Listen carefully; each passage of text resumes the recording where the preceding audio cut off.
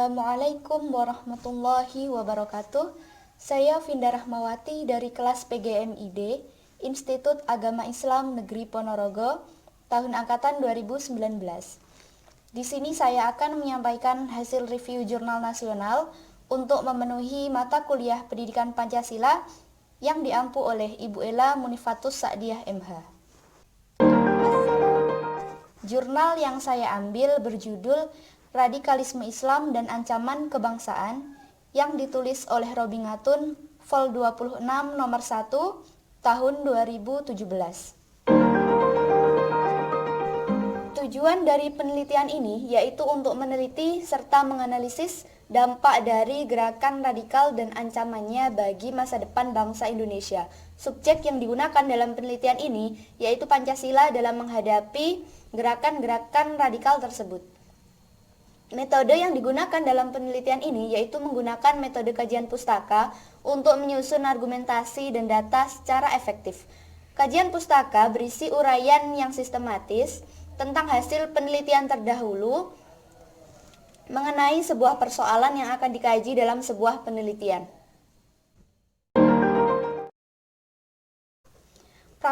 Praktek radikalisme dan terorisme semakin menguat dengan munculnya berbagai gerakan-gerakan radikal di mana mereka secara terang-terangan melakukan propaganda di berbagai media.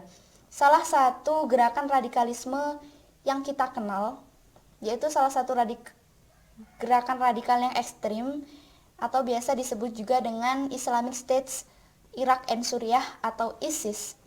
Banyak sekali teror-teror yang dilakukan oleh ISIS, di antaranya adalah pemberontakan massal, pembunuhan massal, perebutan wilayah strategis, dan juga pembantaian manusia yang bahkan mengejutkan dunia. Menurut laporan PBB, dalam kurun waktu 2014, sebanyak 1,2 juta penduduk Suriah dan 1 juta penduduk Irak mengungsi dikarenakan teror-teror yang dilakukan oleh kelompok radikal. Namun ironisnya, dalam waktu 1 tahun saja, pasukan dari gerakan radikal ini semakin bertambah berlipat ganda menjadi 20.000 lebih pasukan, di mana tidak hanya terdiri dari negara Suriah dan Irak saja, tetapi dari seluruh negara-negara yang ada di dunia, terutama Indonesia. Praktek-praktek radikalisme dan terorisme mulai muncul di Indonesia dengan meletusnya berbagai peristiwa-peristiwa berdarah di mana yang dipelopori oleh kelompok-kelompok radikal Muslim yang ada di Indonesia. Nah, salah di antara peristiwa-peristiwa tersebut adalah pemboman yang terjadi di Legian Kuta Bali yang menewaskan hingga ratusan jiwa. Kemudian tragedi Ahmadiyah di Cekwisek, Banten, perusakan gereja-gereja di Temanggung, Jawa Tengah, bahkan pengeboman gereja di berbagai kota di Indonesia. Nah, dari peristiwa-peristiwa tersebut yang mendorong penulis untuk melakukan analisis mengenai dampak organisasi atau gerakan-gerakan radikal yang ada di Indonesia untuk masa depan bangsa Indonesia. Apa sih itu gerakan radikalisme Islam? Menurut Kartodirjo, gerakan radikalisme Islam adalah sebuah gerakan keagamaan yang berupaya untuk merombak suatu sistem tatanan politik atau tatanan sosial yang sudah ada dengan menggunakan kekerasan. Nah, sedangkan secara umum, gerakan radikal atau radikalisme Islam adalah sebuah gerakan yang selalu dikaitkan dengan pertentangan antara nilai-nilai yang dianut dan diperjuangkan oleh kelompok tertentu dengan nilai-nilai yang berlaku dan dipandang mapan. Pertentangan di sini selalu menjurus kepada kekerasan, baik itu kekerasan fisik maupun kekerasan ideologis. Nah, di sini ada 3 karakteristik atau 3 sifat dari radikal atau radikalisasi. Yang pertama, radikalisasi muncul sebagai respon berupa evaluasi, penolakan, perlawanan atas kondisi yang sedang berlangsung saat itu. Terus yang kedua, radikalisasi selalu berupaya merombak suatu sistem tatanan yang sudah ada dengan tatanan lain yang sesuai dengan pandangan kelompok-kelompok tertentu. Nah, yang ketiga, kuatnya keyakinan akan kebenaran tentang ideologi yang mereka tawarkan sehingga menimbulkan pertentangan yang menjerumus kepada suatu kekerasan. Selama rentang waktu 10 tahun terakhir, Indonesia diperlihatkan dengan wajah-wajah yang penuh aksi kekerasan yang dilatar belakangi oleh motif-motif agama.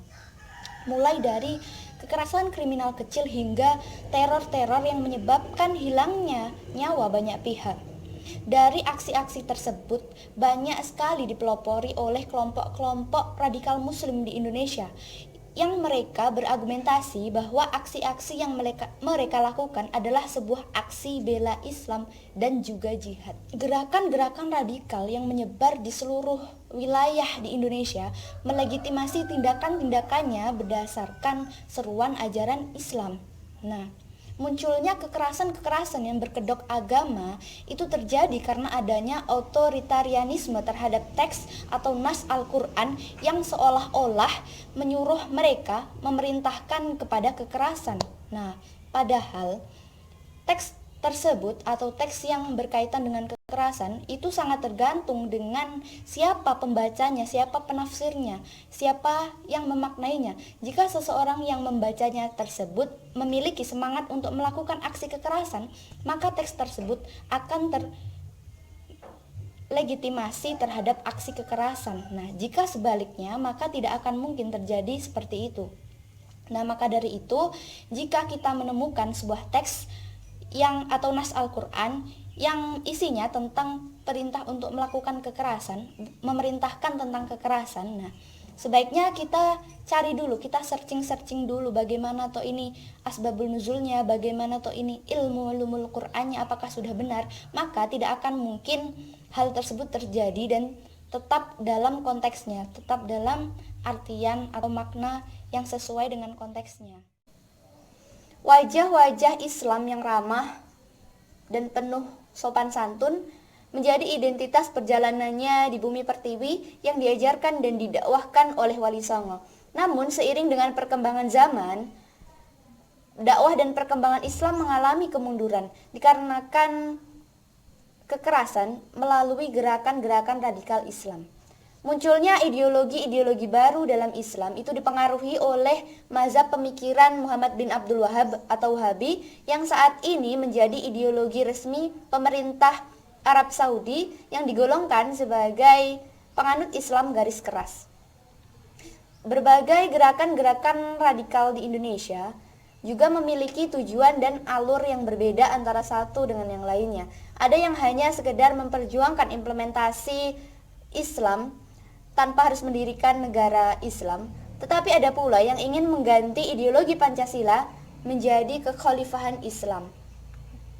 Dengan tujuan-tujuan yang berbeda tersebut, gerakan-gerakan radikalisme juga memiliki beberapa perbedaan. Ada yang berupa gerakan moral seperti Majelis Mujahidin Indonesia, Hizbut Tahrir, ada pula yang berupa gerakan militer seperti Laskar Jihad, FPI Surakarta, dan masih banyak lagi. Meskipun memiliki bentuk dan tujuan yang berbeda-beda, tetapi secara bersamaan gerakan-gerakan radikalisme Islam di Indonesia itu menebar paham-paham radikal yang membahayakan kerukunan dan stabilitas bangsa baik dari segi wacana maupun gerakan. Secara perlahan namun pasti paham-paham radikalisme tersebut telah menggerogoti nilai-nilai kebangsaan dan toleransi yang terkandung dalam Pancasila dan Undang-Undang Dasar 1945.